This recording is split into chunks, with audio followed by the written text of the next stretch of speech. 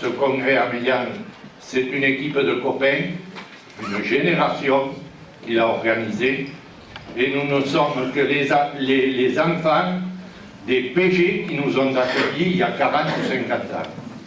Et aujourd'hui, je peux vous dire que ce congrès, nous le dédions à ces hommes qui ont quitté leur foyer dans les années 40-39. Je souhaiterais que nos compatriotes prennent pleinement conscience de ce que nous avons vécu. Il n'est pas anodin, et nos aînés en savent quelque chose, de quitter sa famille, ses amis, son travail, et de se retrouver dans un pays totalement étranger pour nous, où la guerre occupe le quotidien. Peut-on s'imaginer l'angoisse de ces jeunes appelés ou rappelés débarquer sur le port d'Alger? Mais pour comprendre, il faut avoir vécu cela. Je n'ai pas l'impression que nos jeunes d'aujourd'hui soient bien conscients du bonheur de vivre en paix, à l'abri du besoin matériel, même si la situation actuelle est difficile. Sachons écouter et retenir les conseils de nos anciens, garder l'espoir en l'avenir, poursuivre la tâche qu'ils nous ont confiée et qui a été la leur pendant toutes ces années.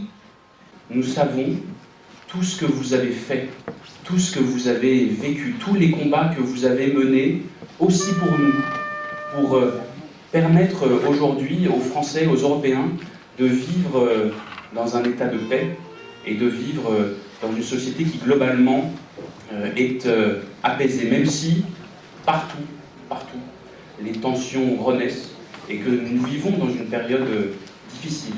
Et le message, c'est celui-là, un message fort de fraternité, de justice et de paix, parce qu'il ne faut pas que vous ayez combattu en vain.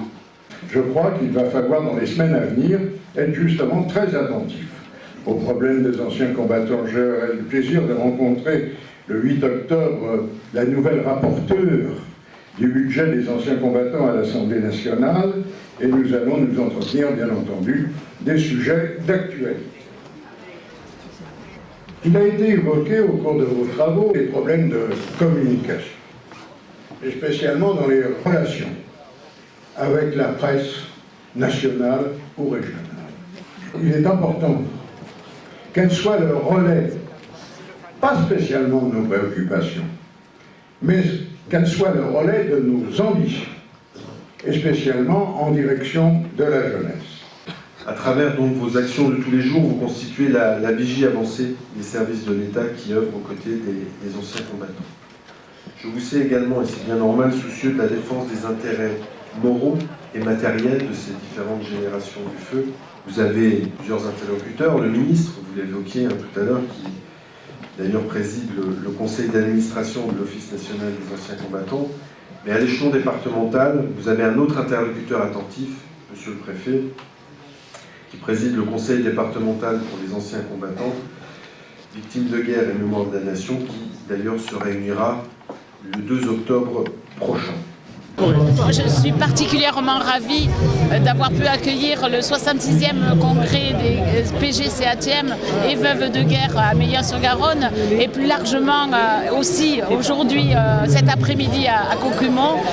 Je crois que c'est un bel exemple que de pouvoir accueillir et rencontrer tous ces combattants et anciens combattants et puis avoir ce devoir de mémoire. Je crois que ça c'est important que de pouvoir le faire perdurer. C'est important pour notre jeunesse, c'est important pour demain.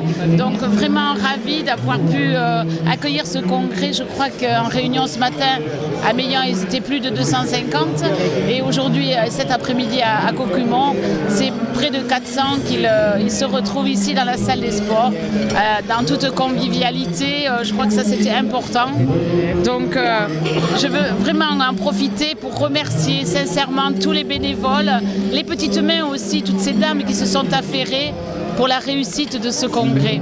Voilà, donc merci encore au président Gouja, le président national qui a choisi de venir nous rencontrer à Meillan et à Cocumont.